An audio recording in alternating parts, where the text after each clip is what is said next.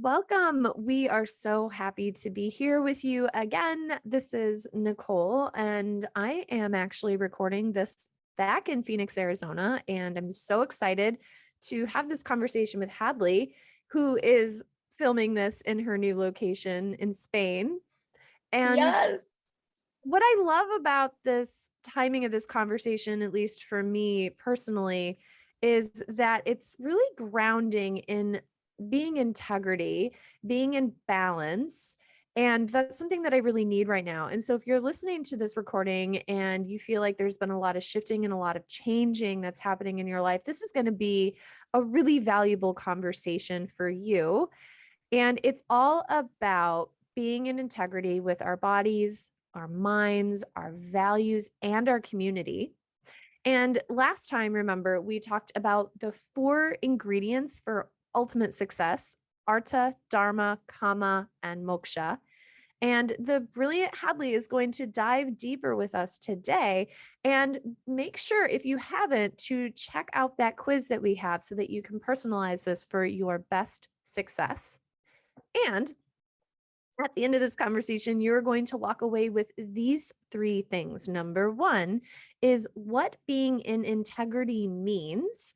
Number two, how being in integrity is essential for your success. And number three, how do we get into integrity to begin with? And so, Hadley, I'm so glad that we're having this conversation together, and I can't wait to learn from you.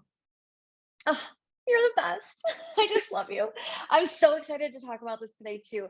This is something that I talk a lot about with my clients and with people even before they start working with me. I a lot of times will talk to them about where they feel like they're out of integrity with all of the things that they wish they were in integrity with.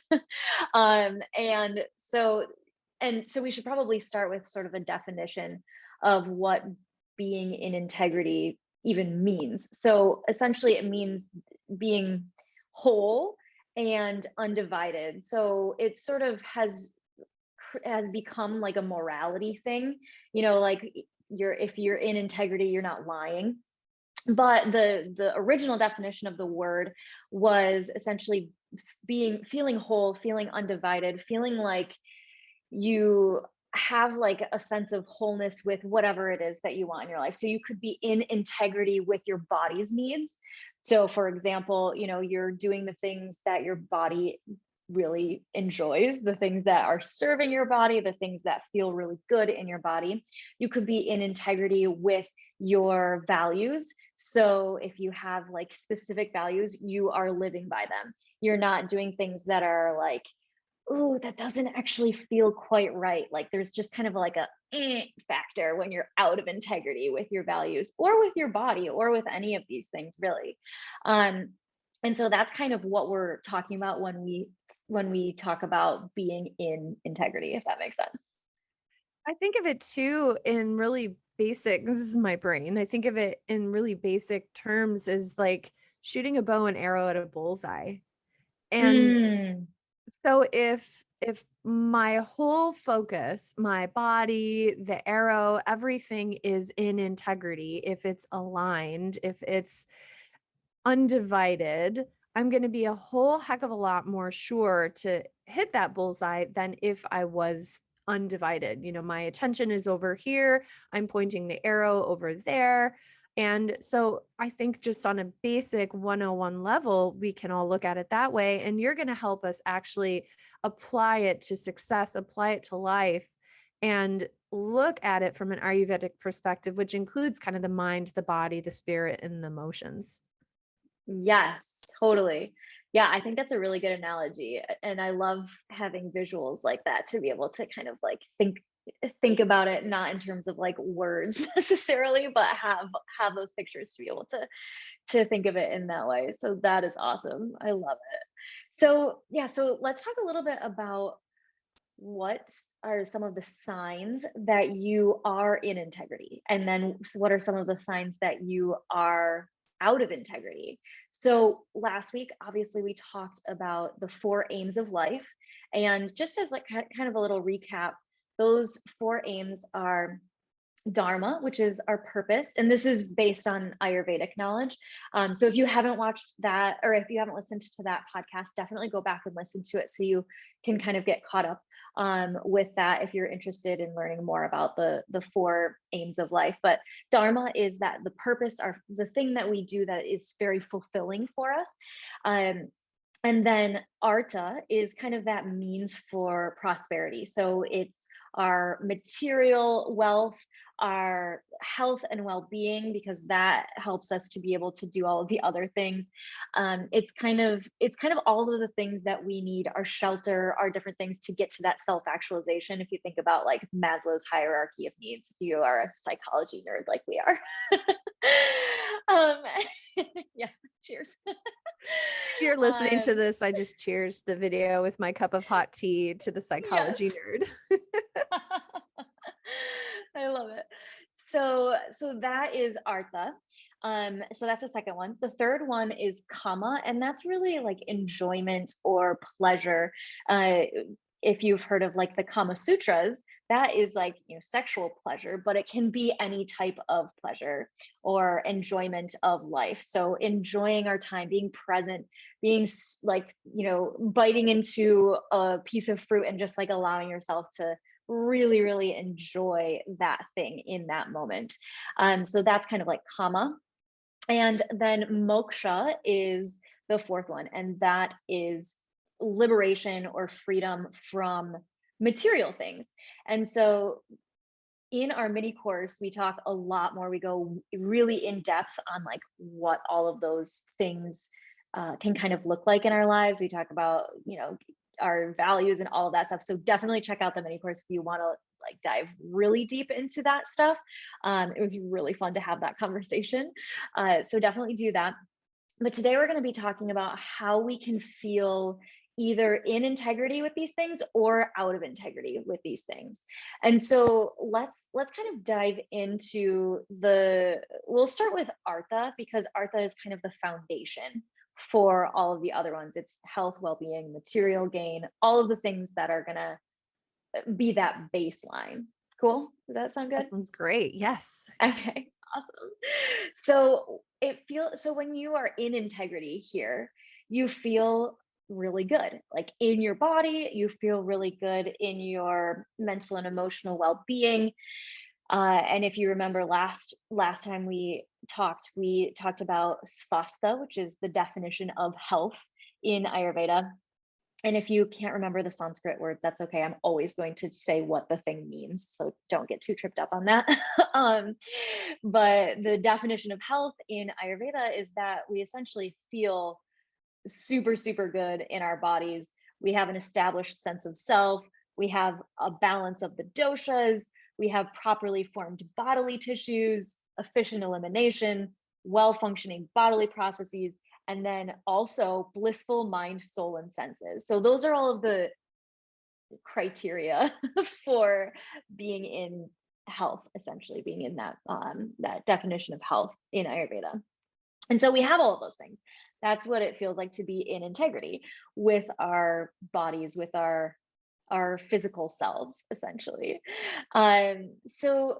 So when we're out of integrity, we don't have those things, right? And so instead of thinking of ourselves as if we have like the absence of disease, we can, and that's like quote unquote health, instead we can think of it kind of the opposite way. If we have the absence of all of those things I just listed, then we are out of integrity with that health and well-being. So if we don't have that blissful mind, soul, and senses, and the well-functioning bodily processes and all of these things, then we're actually out of integrity.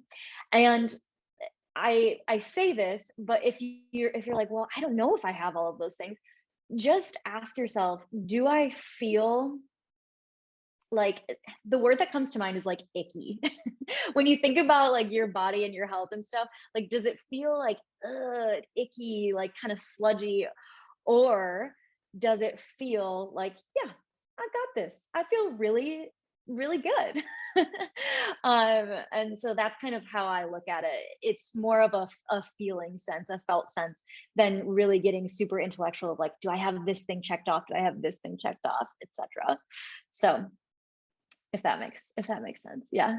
You're bringing to mind, I hear from a lot of entrepreneurs this sense of feeling stuck, this sort of stuckness where Yeah.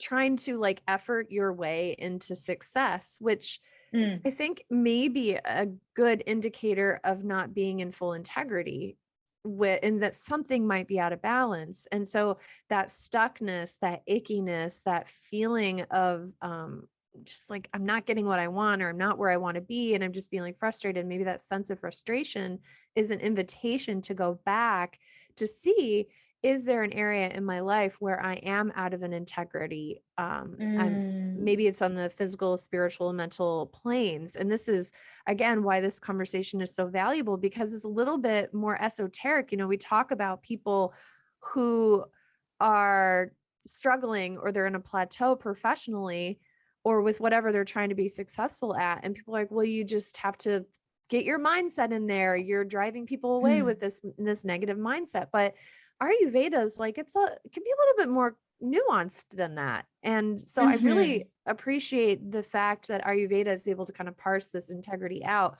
and what that exactly means, because it gives us an opportunity to then explore if that area needs optimization or healing.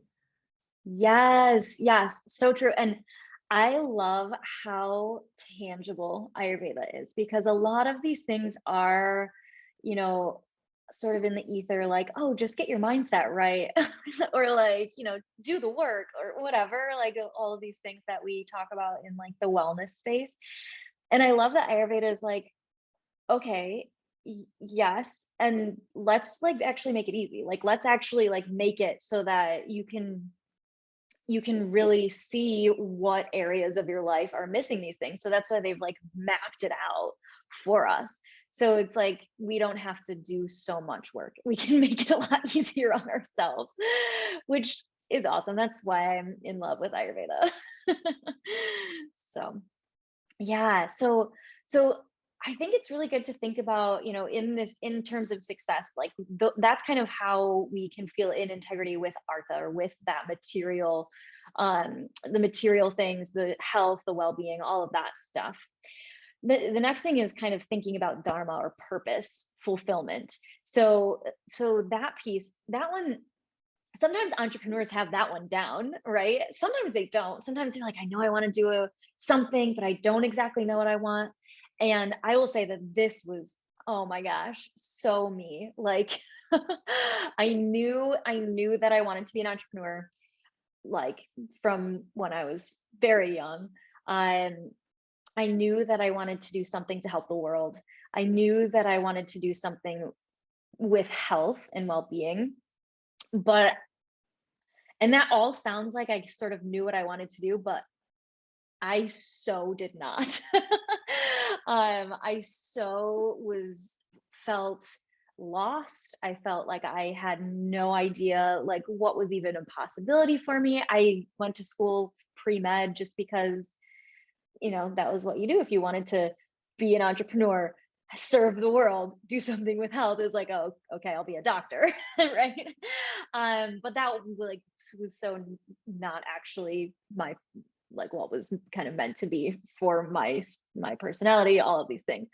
Um, and so, if that's the case for you, just know that you can get in integrity here. If you're feeling really frustrated about like I just still don't know what I want to do, it's okay. You can be in that uncertainty. You can be out of integrity with that.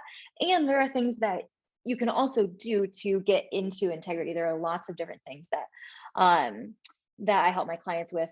But feeling out of integrity there just sort of feels like not knowing what you want, not really knowing how to get to what you want. Maybe you know some things of what you want, but you don't exactly know how to get there. That's kind of what feeling out of integrity is like, with your dharma or with your purpose.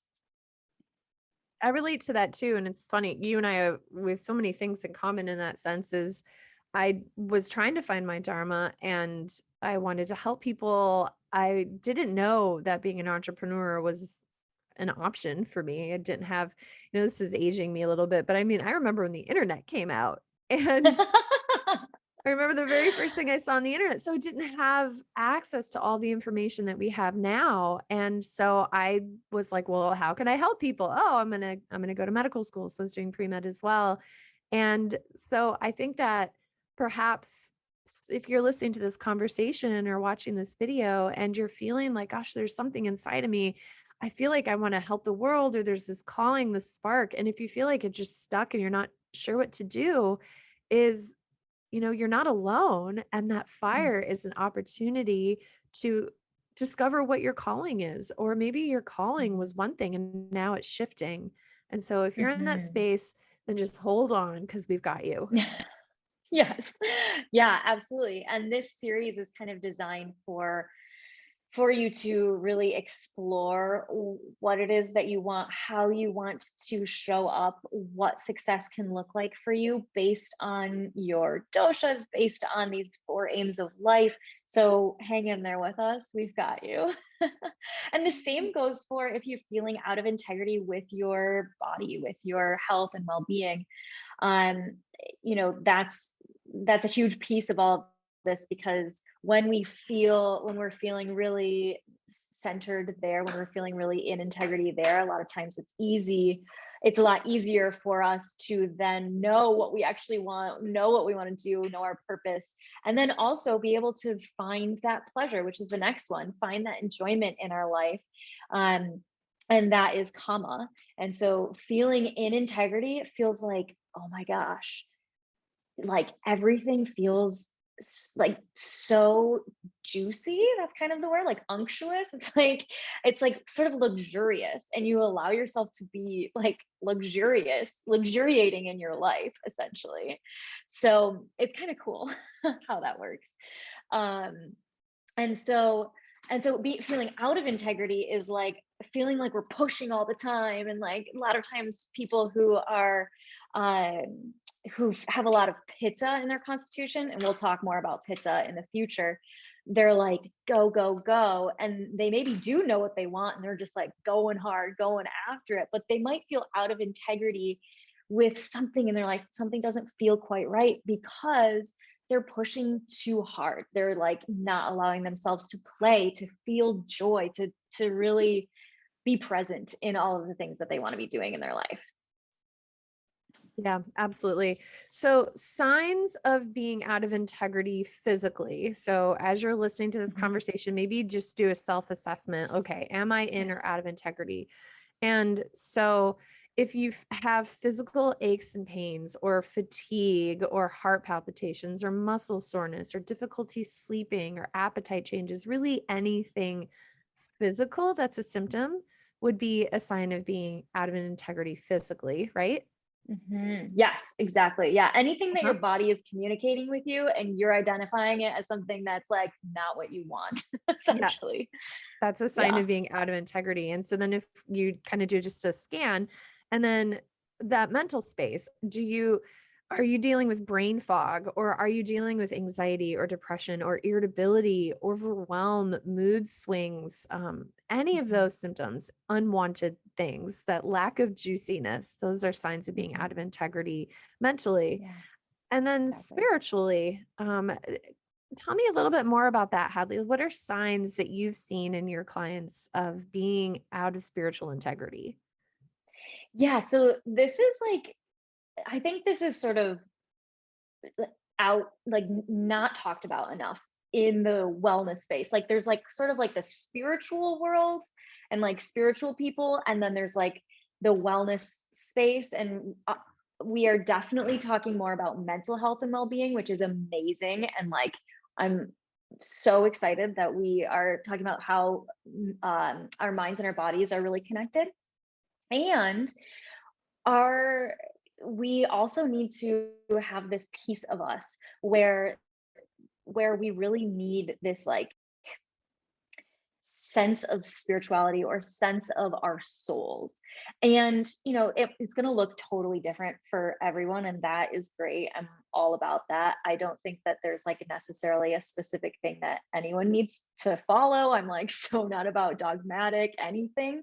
um but I think that, well, and not I think that. research shows that actually believing in something that's like larger than ourselves, creates greater overall trust, greater freedom and liberation, which is that moksha, right? That's the liberation and freedom from the material world. And then also it decreases anxiety and depression, and it also increases physical health too. So instead of just thinking of like the mind body connection, we can sort of integrate also the mind body soul or mind body spirit connection, and that actually can be a really really big piece for this. And if you're like, yeah, I just need to focus on my like mental and emotional and physical well-being right now, like that's totally fine. Sometimes what I see with like my clients and stuff is they kind of get those things down, and then they're like, what is all of this like spirituality stuff, and then they kind of get more into that. And again, it's going to look different for everyone. Like, even if you don't necessarily believe in a higher power at all, maybe you're like, yeah, no, nothing.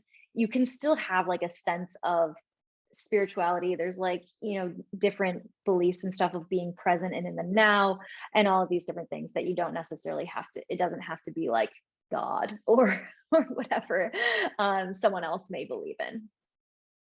It feels like maybe a sign of being spiritually out of integrity is feeling existentially alone, feeling Yeah, disconnected from totally.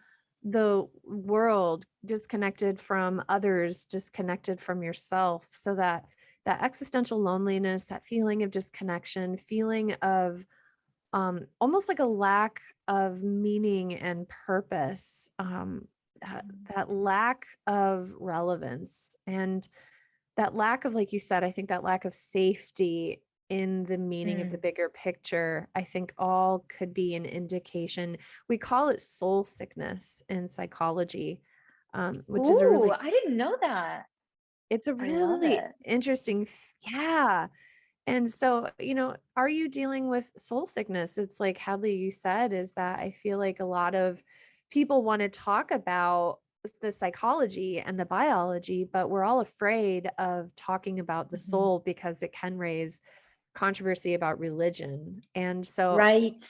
if Yes. if this is hitting somewhere for our listeners, and maybe start to explore what soul sickness could mean to you, and Mm. what being in integrity with your soul would look like for you, what feels Mm. juicy, what feels good, what feels right, what do you align with, and how Mhm. you might have to create that on your own if there isn't somebody else or an organization out there that does that for you. Totally. Yeah, I think a lot of people become disenchanted Yeah. with like divinity or whatever it is, because of religion and because of like all of the messed up things that religion has done, that you know humans have done with religion.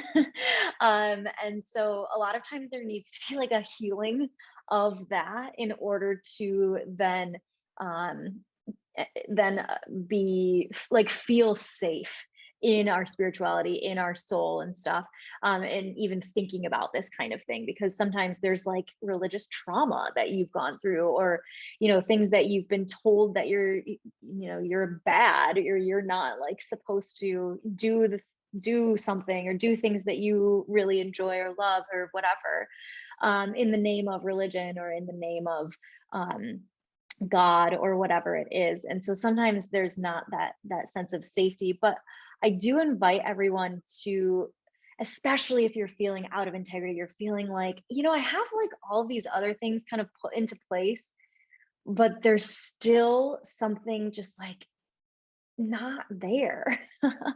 And so I find that again, a lot of times as people like bring themselves into integrity with the other three aims, then they start to be like, oh yeah, this thing is still missing, so I'm gonna go after that as well.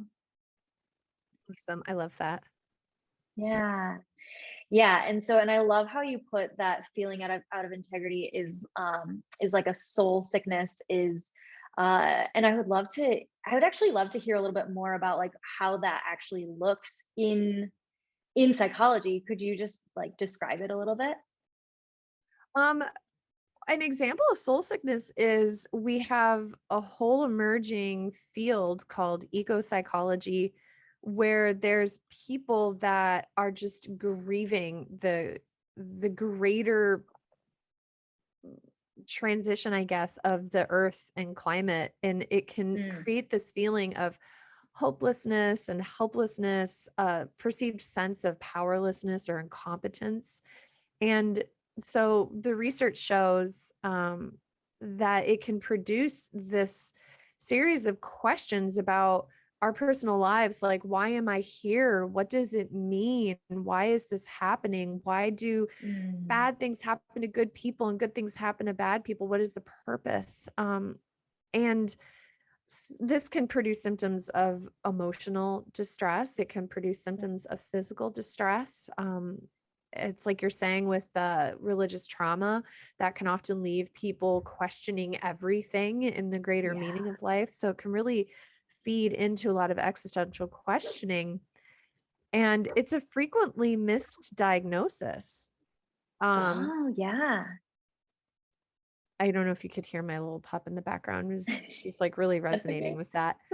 And it can create a lot of physical symptoms, you know. So sometimes people actually had a client many, many years ago who came into my office, and she was dealing with something called a neuroblastoma, where Mm, her body was producing these tumor cells, and all of the symptoms started when she lost her father. And it was difficult mm. in particular because he was a very abusive person.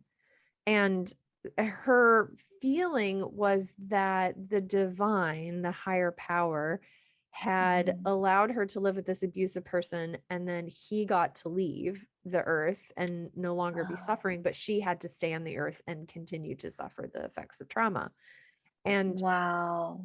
her soul sickness was that the divine is punishing her. She couldn't find anything juicy, like you said. She couldn't find that joy. And so her body started to kind of attack itself. And Mm, of course, this is all conjecture, this is all theory, but what makes it feel really real is that when she started to do the work on the soul sickness part, when mm, she started to do that spiritual work, she started to get better. Her mm, objective metrics, her labs got better, her sense of emotional well-being got better. And so I think that looking at soul sickness in Ayurveda, soul sickness in our physical and our emotional well-being is kind of like that top of Maslow's hierarchy. Of course, we want to get all of our ducks in a row and, you know, have all the right nourishment and the right nutrition and having good support systems. But then, like, really, what is the meaning of life, and where do I just have to rely on a higher power because my ability to affect change ends at a certain point? mm. Yes. Oh, that is so good. I love that. I just got chills all over when you said that, once she started actually doing that work with her spirituality, it all started to change for her. That's so huge.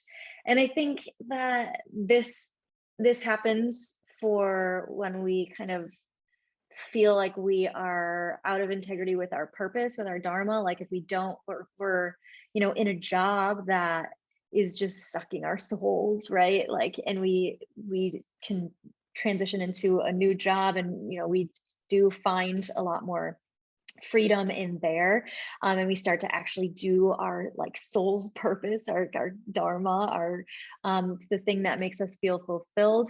I think that a lot of times we just talk about the health and well-being, or like the health habits and that kind of thing, and I think those are really, really important. We need to have those things, and if you're doing all the things and that's not necessarily working, then we've got to look at all of these other areas too, right? Absolutely. Yeah. Awesome. So let's talk a little bit about, getting back into integrity, right? So hopefully you guys aren't feeling like, oh, wow, well, I'm definitely out of integrity. And if you are, that's okay. We're going to talk about how to actually get back into integrity with all of these things. And so the first thing, of course, with Artha, which is the with our health and our well-being and all of those things, is we really want to have specific health habits. And Ayurveda actually has like all of the health habits kind of listed out for us. And if you're curious about learning more about like what those specifically are, it's way beyond the scope of this one podcast episode because there's a lot to talk about with it. But if you are interested in that, it is in the mini course. So you can definitely check that out. And also that's what I do with my clients. I have a program called Happy Healthy Habits. It's literally what it's called. So you can check that out as well. But we want to implement these health habits in order to help us feel, amazing in our physiology and our mental and emotional well-being, all of those things. And then we can also talk about like actually getting into integrity with our dharma. And so we want for getting into integrity with our dharma. If you're like, yeah, I actually do know what I want to be doing, getting out of the thing that you're currently doing and starting to do the thing that you want to be doing is, of course, the easiest way to get into integrity with your dharma. So a lot of times, I know someone who really wanted to teach yoga, and have that be like her full-time thing. And she was like working for a company that, she didn't super resonate with. It was fine. Like she liked her job, like she liked the other people that she was working with and stuff. And she was really good at it too, but she just felt really out of integrity with her purpose, with like what she really wanted to be doing in the world. And this doesn't have to mean your job. Your purpose in the world doesn't have to be your job. It can be something else as well. It can be, volunteer work, or it can be raising kids, or it can be whatever resonates for you. But this person, she really knew that teaching yoga was going to be her thing that fulfilled her. And so then she did transition into that. And not everything just like completely became rainbows and butterflies, but she felt so much more in integrity with her purpose, with waking up in the morning every day and being able to do the thing that she really wanted to do. And so that is for sure the easiest way to get into integrity with our purpose, with our dharma. One thing that I'll say here is like, if you don't know what you want to be doing, I definitely recommend exploring it a lot. Like really, making a list of all of the things that light you up when you do them. So for example, I didn't know what I wanted to do. So I did this a lot of times. I would make lists of things that really like lit me up. One of those things was theater, acting. I was a theater kid. I like loved acting, singing, all of the things.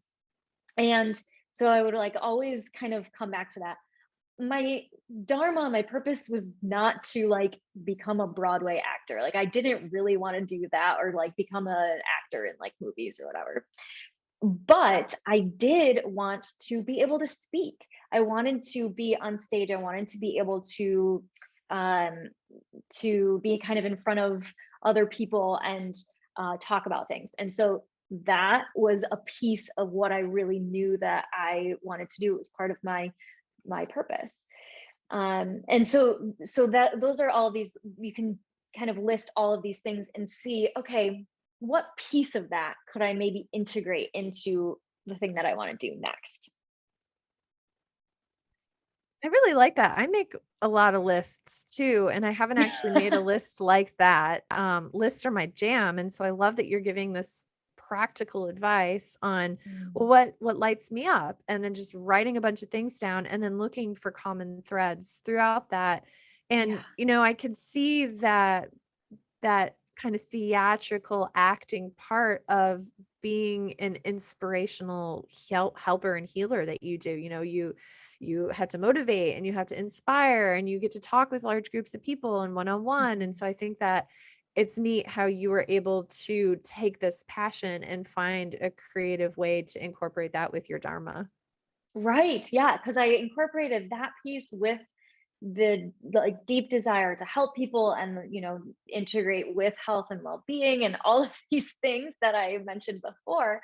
And so and a lot of other things that were on my list, like make a list that's really long and see how you might be able to incorporate maybe not all of the things, but at least most of the things so that you can, actually do something. And it doesn't have to look like anyone else's thing either, right? Like we have never lived in a time where it has been as easy as it is now to be able to do what you're really, really passionate about.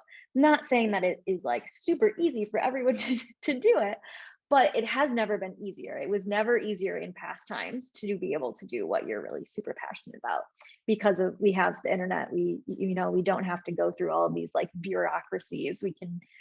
We can go on social media. We can, promote our services or whatever it is that we want to do from ourselves. So that's definitely a huge, huge piece of it and of creating success for yourself. So then let's talk about karma, getting back into integrity with karma. This, I think the main thing here, this is like the pleasure and enjoyment one.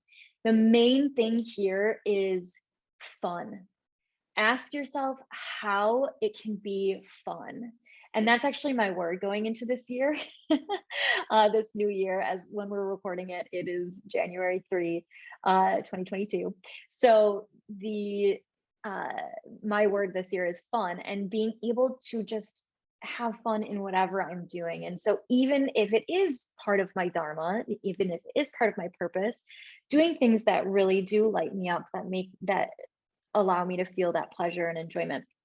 Sometimes I don't even have to change anything that I'm actually doing. I just have to change my mindset around it and allow myself to feel the pleasure and enjoyment of the thing that I'm doing.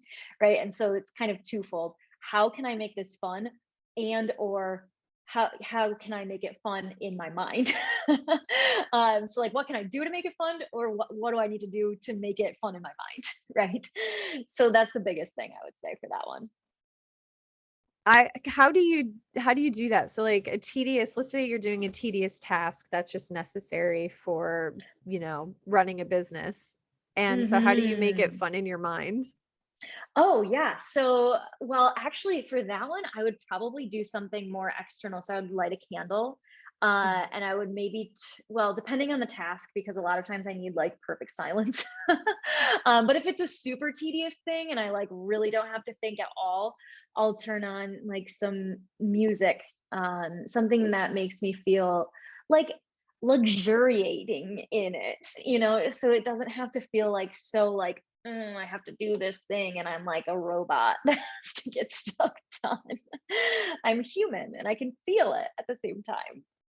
Like that. That was a surprise answer is you're talking about what can you do in your external environment to Mhm. help your internal environment to modulate to that. And I think that's a Yeah. really good idea. So if I'm having to upload a bunch of chart notes, for example, Yeah. that's Yeah. not very, very fun, but I can make the environment where I'm doing that fun. Like, and so we Mhm. call this also in the work that I do, I call it a pattern interrupt, where it's like you can Yes. get stuck in the humdrum of Mhm. monotony of tasks. And so Yes. you're talking about lighting a candle, changing the music. We could even talk about like relocating or maybe like change your clothes into something that's like completely outrageous if you're just doing, like put on your sequins or whatever would Ooh, I be. love that. Yeah, I like that. Changing your external environment within your control. You don't have to go to a spa or like sit at a pool, which would be great, by the way. But you can do it in affordable ways. Maybe that are, Yeah. or if you're in an office, like, maybe you can change your mouse pad or, just like something to get a giggle or to create that juiciness. Yes, totally. I love that. I love the idea of like just being absurd Yeah. and creating more of that uh absurdity in our lives too, and like the childlike joy, the wonderment of like just life in general, right? That just like enjoying. And the other thing is, if we're in like a conversation too, that we're like, either, okay, this is like draining me, like I don't feel good in this conversation, it's like spiraling into like lots of doom and gloom or negativity or whatever, or it's like really boring. Ask yourself, how can I make this fun? How can I, or how can I like, you know, yeah, well, I mean, I would say just how can I make it fun? Because then you can start to ask like better questions. You can start to ask questions about what lights the other person up, what they learned in, the past year, or what kinds of things they're really excited about that are coming up for them, that kind of thing. And that makes the conversation a lot more fun, right? So that's another example.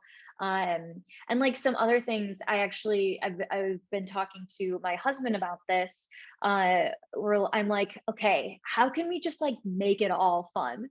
And so even when we're like, you know, kind of like annoyed with each other, like, or just like not having the best like tone of voice, that kind of thing, like early in the morning or, or whatever. If it's a real issue, we work through it.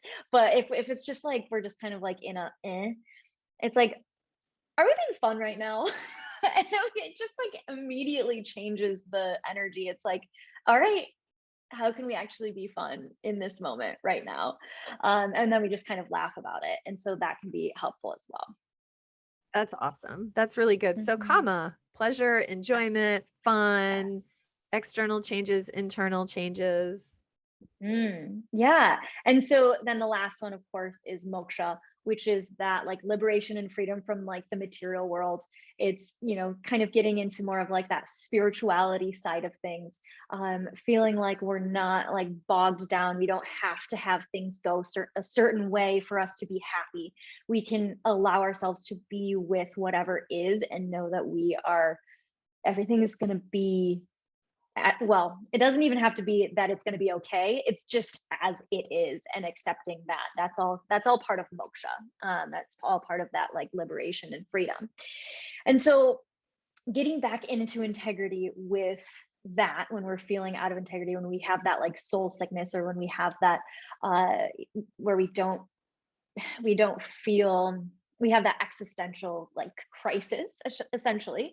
um Getting back into integrity with that looks like, it looks completely different for people, but whatever whatever it looks like for you, it's going to be something to do with like getting out of your own issues, your own challenges, your own ego, whatever you want to like call it. I think of it as like my ego, but sometimes people don't really resonate it with that word, and so you don't have to think of it in that way. But sort of getting out of our own like physical experience and having sort of that like broader perspective, essentially. And so what I would say for that is write a list of the ways that you might want to actually connect with your soul or your spirituality. Maybe religion doesn't resonate with you. Maybe it really does resonate with you. Maybe there's like a certain religion that really resonates with you. Sometimes people like jump to a different religion that they grew up with, and that's totally fine if that is like what benefits you. um Maybe it is something to do with some other spirituality realm. So I would just start to really explore that, explore what that could look like for you. That one's a little bit less tangible, so sorry I can't give you like a specific thing to do there, because it's just so individual for people. um, but I would say you can still make a list. You can still make a list of all the things that might resonate with you, and then circle the things that you're like, this is a yes. Maybe cross off the things that you're like, this is a no, and maybe just pursue the ones that you circle. not to sound cliche, things are cliche oftentimes when they are true, right? That's what makes them Yes, cliche. But I totally. think a really easy, not easy, but a really straightforward solution that a listener can do right now is spend 5 minutes a day in silence Yes. where So you're like good. not on a device, you're not consuming content, you're not consuming news, like literally just quiet. Mm. I get my best ideas like as I'm falling asleep or in the shower. And there's such an inopportune times for my best ideas. But I feel like Yeah. it's because that's the only time that I'm willing to be bored is Mm. that only time where I'm quiet.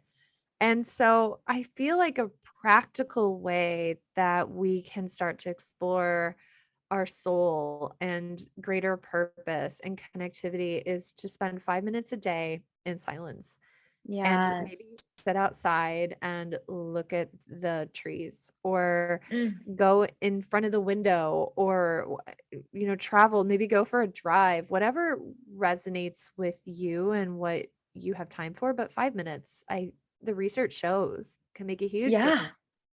Oh my gosh, it makes a huge difference.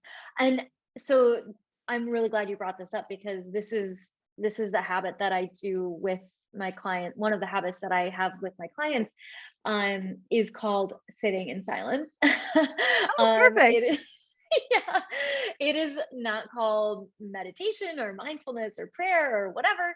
It's called sitting in silence because that it doesn't have to look a certain way. It doesn't have to look like we are, chanting a certain thing or doing a specific like guided thing or doing, making our minds like completely blank or anything like that. Like just allow yourself to be in silence and like be with whatever comes. Like you don't have to actually be like, "Oh, I'm not going to think." A lot of times the methodology is like when a thought comes through your mind, just like allow it to pass. But like if you get attached to that thought, that's fine. And so a lot of times, especially people who have a lot of pitta, again, which again we'll talk about in later episodes, but a lot of times when people have a lot of pitta, they're like really, really in their mind. They're trying to like think about all of the things, but they're also trying to do it perfectly. They're also trying to like do the thing the way that you're quote unquote supposed to do it. And so they're like, they get really frustrated. This was like my story to a T. I was like, it would get more stressed trying to meditate than not meditating. And so just allowing myself to not call it anything, to not think of it as anything that needed to happen, just sit there. That was like the biggest liberation for me. And that definitely led to a lot more of my own like spiritual growth as well. So that is huge. Thank you for bringing that up. I love that you actually call it that. That's awesome. Yeah, yeah, sitting in silence. Sitting in silence. Yes. And it doesn't even have to be sitting either. Like you said, it can be, walking or like driving, moving through the world. But a lot of times we listen to things, we don't allow ourselves to be in that silence. We are like listening to music or podcasts or uh, audiobooks or whatever. And even if they're like, super inspiring podcasts or books or music or whatever, sometimes we do still need that silence. And that can be our like connection with our spirituality or like the divine. And that's really awesome. Yeah, that's really awesome for sure.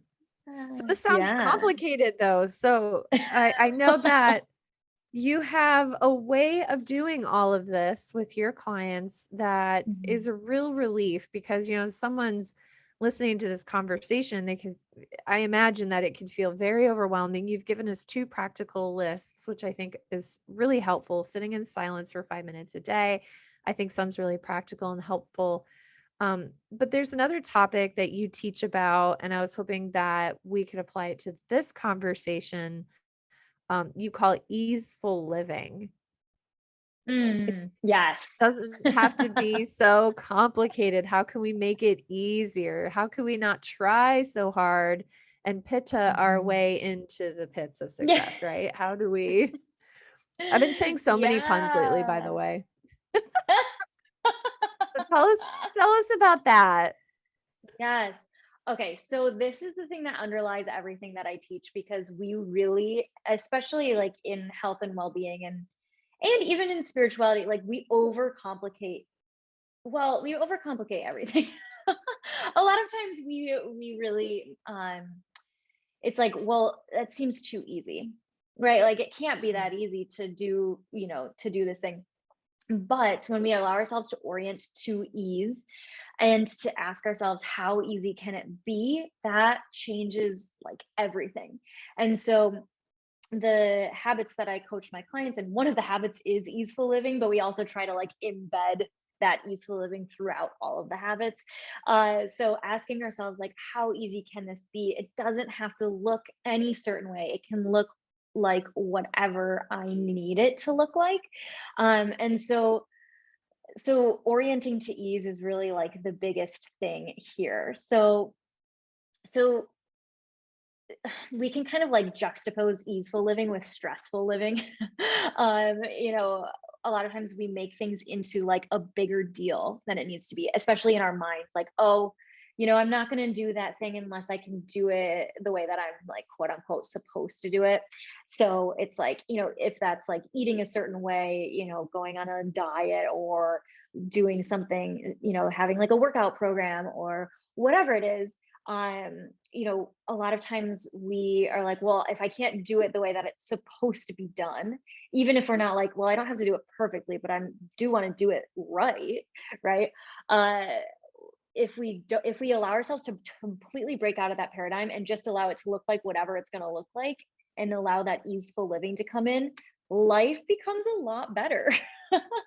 And we can incorporate that pleasure and enjoyment. We can incorporate the liberation and freedom, and those are just as important as that purpose, that fulfillment, the dharma. And it's just as important as the health and well-being of our physiology, um, of our physical health, right? And so those are just as important to living a fulfilling life, to living, to feeling successful, to being in integrity with ourselves. And so that's why, and I think it's also largely lacking in like our definition of success. We talked about in the last episode, uh, like the success definition of like our current culture and like what we actually want to define success as. I think that this like sense of like the sense of like pushing is what success, like our current society is telling us that success looks like, is like we're like always like going hard, like work hard, play hard, or um you know uh all of the different like pushing things that we have in like the wellness world. um those are like what success is kind of looks like right now, and I think it's starting to shift. But I think this easeful living piece is kind of the keystone to all of the other things kind of falling into place a lot easier, right? As you say, push hard, play hard, I'm thinking of this song that that they play at the gym that I go to. Um, Yes. and I think about like the whole movement. I'm in a lot of women's entrepreneurial groups, and a lot of Mm, it's like how to, bust your ass to be successful and how to be a boss babe. And I feel like a mhm. lot of the narrative around it is encouraging us to work hard. And I want to make sure that I point this out because you're not telling us to not work hard, Right. but there are ways to make it fun, and there are ways to make it efficient, and there are ways to make it easy so that you have the space to work hard where you need to work hard. So I think that's really important to emphasize. Yeah. Yes, totally. Yeah, I think I mean, and I think that this is where like burnout happens, right? It's like we don't allow ourselves that easeful living. We don't allow ourselves to like have fun with what we're doing. And yeah, I think I like an example from my life is like I went to U of M, University of Michigan, and like the motto there was like work hard, play hard. And there's no rest hard in there. And I was the sickest I have ever been when I was in college. It was like, you're working so hard for school. You're, busting it at the library till really late, and then going out and like partying and like, all of these things that neither of these things are like actually like filling our vessels back up, right? And so we're depleting ourselves in the work hard piece, we're depleting ourselves in the play hard piece, and none of them actually made any of us feel like really good. And so that was like a really big example of like, being out of integrity. Even when there were like classes that I really loved, that I was like, felt like I was in integrity with, like sort of dharma, kind of like my purpose, all of the other things were so out of integrity that like my health suffered, my physical health suffered, my mental health suffered, my spiritual health suffered. And, I felt very out of integrity, and I didn't really know what I wanted to do with my life for myself. And so, yeah, so I think that this easeful living really, really can come into play. And like we can work hard in alignment, and then it doesn't feel like as hard of work. We're like, we're efforting, we're putting forth effort, but it doesn't feel like we're forcing. So we're efforting but not forcing. So that's kind of the difference here with easeful living, if that makes sense. I love that. I want to know more. Keep talking. This is super good. You're efforting, but not forcing. Yes. This is really all for me, all y'all. This is all for me. I love it. Oh my gosh. So again, so this is where that list can come in. And I feel like this is going to be really good for you. To make that list of like where in, I mean, and you can do this even if you feel like you're in a job that feels like this is my purpose. You can refine it even more so that you're doing more of the things that feel like this is my dharma, this is my purpose. So you can make a list of all the things that you do in your job that make you feel so lit up and like, okay, more of this. And then obviously you can create strategies to be able to do more of that, and to maybe delegate out the other things, or to automate things so that you don't have to do as much of that stuff. But I think a lot of times we think like, oh, I have to do this, like this drudgery. And of course there are some things that we have to do that aren't like the most fun thing in the world, but again, we can make it fun by playing some music and lighting a candle and dressing up in a costume whatever feels really good for us. Mhm. um and then it doesn't feel like we're forcing nearly as much. I still feel like I'm forcing when I'm trying to do my taxes, but I am going to this year be getting some help with that. And so Awesome. that's where I'm not going to be forcing as much, right? And so, especially when you're starting out with or doing things that you're like, okay, most of the things that I'm doing are not what I want to be doing. Creating that list can be really helpful for like actually getting into the things that you want to put effort into, but you don't want to have to force yourself to do. Yeah, I'm gonna make that list. So what I do I do love in it. my job that lights me up? What can I Yes. delegate or automate? Yes. Yeah.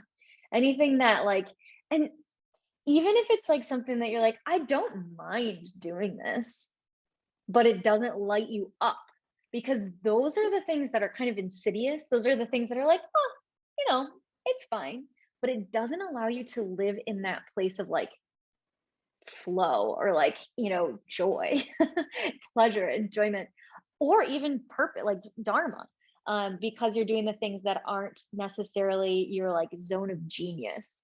And so even the things that you're kind of like, it's fine, write those things down too as things that you might want to explore delegating, um or like automating, that kind of thing. I'm making notes. See if you guys hear the clipping and clopping of the keyboard. I'm writing notes. I hope you are too, as you're I listening to love this it. conversation. Take Yes. notes. Get out a piece of paper, open the notepad on your phone, write this down. This is rich. All right, what's Amazing. next? What's next? We're talking about automation. We're talking about making this simple. We're talking about how to be successful by being in integrity. And so we talked Mhm. about, being in integrity in mind, body, spirit. And we've talked about all of the different pieces of the puzzle. We have some tangible assignments from Hadley to do. And now Hadley is making a case that it doesn't have to be so complicated. Yes. The other piece here is, so there's easeful living, and then the other piece here is automation. And so we won't like go super deep into like how to actually automate everything.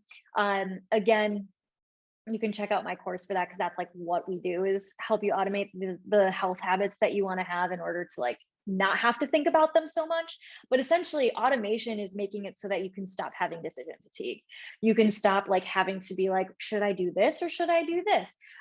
So what that looks like with like health and well-being is being able to automate our habits. So like, you are always exercising, or you're always meditating at this time, or you're always, and it doesn't have to look a certain way, of course, but you're automating it so that it doesn't have to be like, oh man, I don't know if I want to do it today, or like, I don't know what thing I should do, or that kind of thing.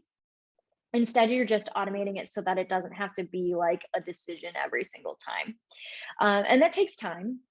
It definitely takes time and iteration, and some guidance maybe also, but that makes life so much easier too. So that plus easeful living are like um kind of the thing that can make health and wellness like so much easier. And then you can also create automation in other areas of your life too. It doesn't have to be health and wellness. It can be in your job. It can be like automation. Okay, I do this thing before I look at emails every morning, or like, whatever you want it to look like.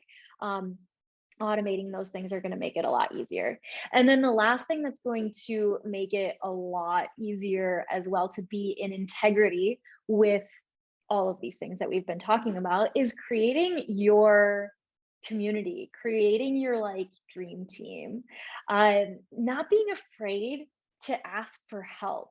So this is huge. Like, I used to think that I was supposed to be able to do it all on my own, and I thought that I was supposed to be able to, read a book and then like apply all of the principles of the book, and like would be fine after that, right?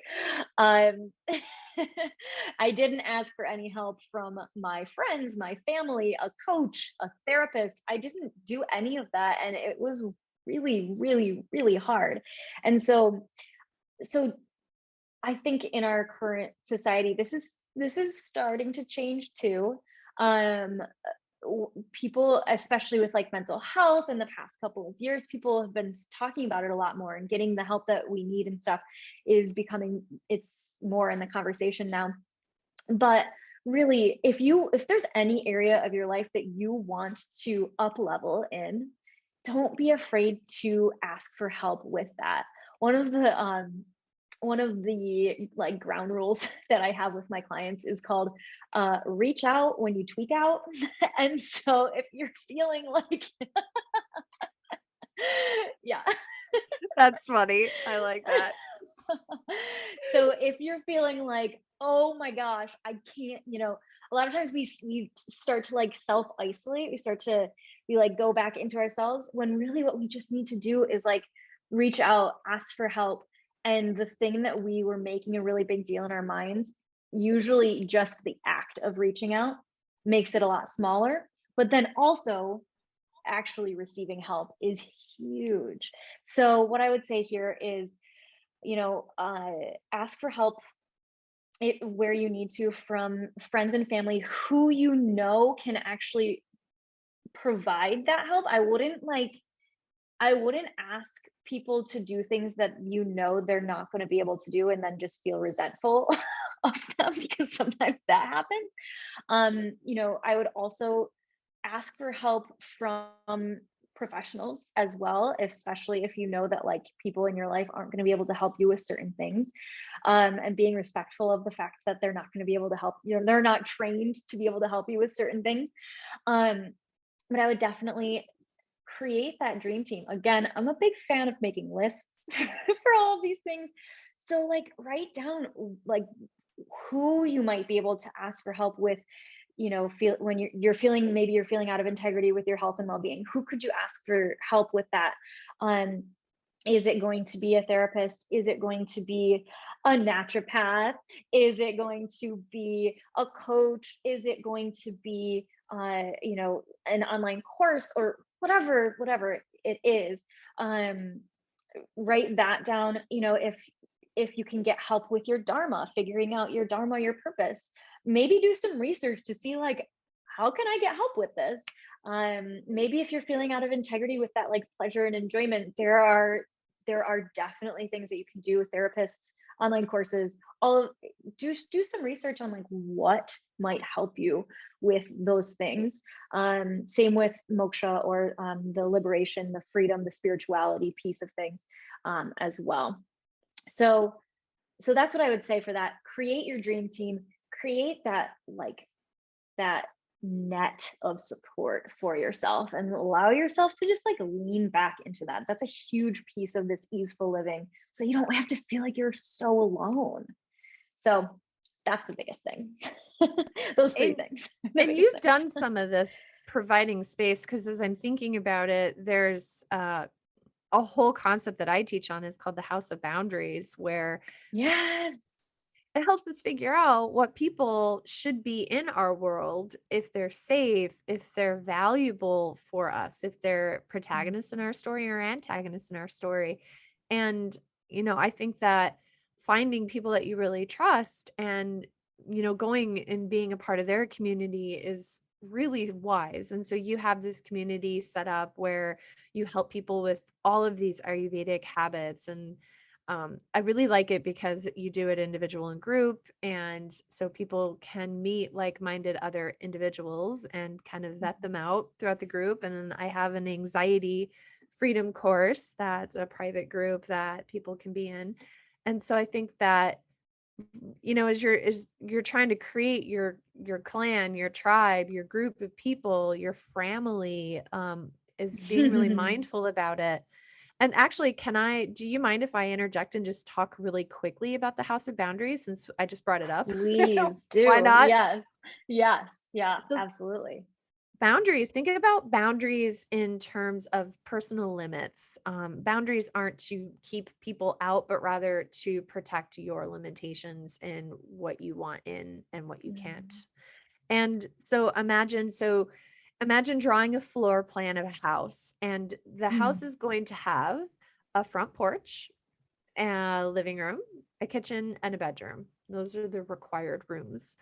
And each room of Love your it. floor plan, it represents different levels of intimacy. And so your front porch is the interactions that you would have with random people, like the mailman or the FedEx delivery woman or the person at the grocery store that is helping you bag your groceries. It's just people with whom you interact that you don't know very well. These are front porch people. Conversations are general, they're fairly closed ended, they're positive, they're not very intimate, they're just friendly. And then you go about your day. And then there's a door, and the door is between the living room and the front porch. And so the door, imagine, has a velvet rope. And so you're getting into a super swanky club. And Mm. that's the cable that has to be opened in order to get into your house. And so that stands for, cable's mnemonic. It's C for communication, A for acknowledgement, B for boundaries, L for listening, and E for empathy. And I have a whole video on this, so I'm kind of blasting through it quickly. But the cable criteria, the person that you are interacting with has to satisfy all of the criteria to even get into your house. So they have to be able to communicate well. They have to be able to acknowledge what you're saying. They have to have good boundaries themselves, and they have to respect your boundaries. They have to be able to listen Mm. to you as they're speaking, and they have to have empathy for themselves, you, and others. So if the person that you're thinking about letting into your world satisfies those criteria, then they get to go into the living room. And the living room is where you will bring people into your home. You can watch a football game, you can play board games. It's a type of relationship that's fun. It's a little bit more about preferences, like, hey, I like green. Oh, well, I prefer blue. Well, I think we can live with that. It's Love opinions and it. preferences that are a little bit less intimate, right? And then after 30 days, every room you have a waiting period of 30 days, a gestation of 30 days, and then they can qualify to go up into the next room if they do satisfy the criteria. So the next room is the kitchen. And that's a more intimate room. It's where you share a meal, you talk about concerns. This is where you can have conversations about maybe more controversial things like politics or religion, because these people have they've satisfied kind of the test of time. And then the last room is the bedroom. And some of us don't have anybody else in our bedroom. And some of us, the dog is the only one allowed, or our partner. Um, and that's the most intimate room in your metaphorical house. That's your deepest, darkest secrets. It's your most personal fears and worries and vulnerabilities and longings. This is the deepest part of your soul. And that room requires quite a lot of intimacy for anyone to be allowed in there. And so that's the house of boundaries in a nutshell. And so what you're talking about in finding our tribe, it's about making sure that who you're bringing in are people who are going to add to your life and support you. And I Mhm. also like that you're kind of talking about people who are trying to live the life that we want to live, people who are in Mhm. alignment with maybe our dharma or can support Yeah. us in karma and these different things. Yeah. Yeah, and, like, I think it's really important to not try to seek out the things that we need from people that we know won't be able to give it. Like, it's not respectful of ourselves, and it's not respectful of the other person either. Like, it's not like they're bad or wrong or whatever. It's just that they aren't going to be able to provide that for us. And so acknowledging that and being like, okay, that they're not going to be able to fulfill that need for me. Like, where can I go? Maybe they stay on the porch. And so where can I go to get that need actually fulfilled? um and so, a lot of times that'll be, people are who maybe, like, we've, like, grown up with, people we've known for a long time that maybe aren't able to fulfill the needs that we actually need. That's when we need to, like, go out and find those different things.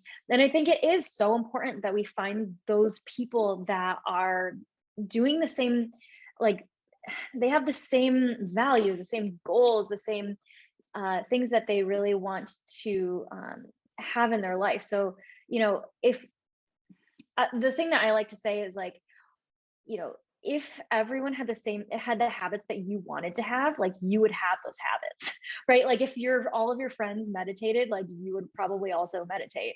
Or, like, if your family members never gossiped and, like, were, like, constantly practicing, like, non-judgment as their norm, that would be your norm too, likely. um if you were constantly surrounded by people who were, like, eating nourishing food, you would probably do that too. And, like, so if you can get in a community of people who are doing all of those things, you're going to be way more likely to be able to do that, even if it's online. It can be online, it can be in person. But being in community is such a huge, huge piece of this as well. So, Yeah. yeah. And that can make it more easeful because you've got people who've got your Yes, back. Yeah. exactly. Yes, yes. So, easeful living, automation, and community are going to help us to actually get into integrity with all of these things.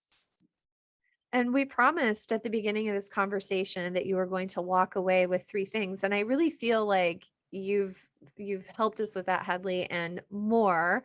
And so just to kind of recap, is we talked about what being in integrity means, that state of being Yeah. whole and undivided. We talked about how being in integrity is essential for success. And I'm 110% convinced, and hopefully you, listener, are too. And then we finished up with how to get into integrity. And Mhm. the next conversation is going to be, we're going to be expanding on this, and we're going to actually dive a little bit more into what Ayurveda is. We've kind of dabbled around the periphery, and so if you're interested and if you're kind of curious to learn more about this, the next interview, the next conversation is going to be so good, and it's called the Mhm. Introduction to Ayurveda and Why It's Relevant in the Modern Age. And I'm Mhm. super excited about this conversation. And so be sure to take the quiz, make your lists. And if you Mhm. haven't bookmarked this podcast or the series, be sure to do that. And then we also have a mini course where we dive into a ton of really fascinating, awesome detail. You'll get a book.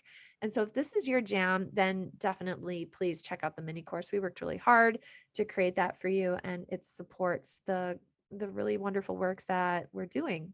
Hadley, anything else that you can think of as we finish up today? Oh man, I don't think so. I think we've covered so much ground today. I'm so excited for you guys to all really take stock like of where you feel like you're in and out of integrity in these four different areas of your life, and then take stock of where you can actually start to change these things. I think it's going to be really really helpful, and I think it's going to be really exciting for you to start to think about these kinds of things. I know I always nerd out on all of this, so it's definitely exciting for me. But I hope that you also get jazzed on it as well. So good luck with your lists, and we'll definitely talk more about all of this in the mini course as well as in future episodes. So stay tuned. Thank you so much. We'll see you all soon. Thank you. Bye, everyone.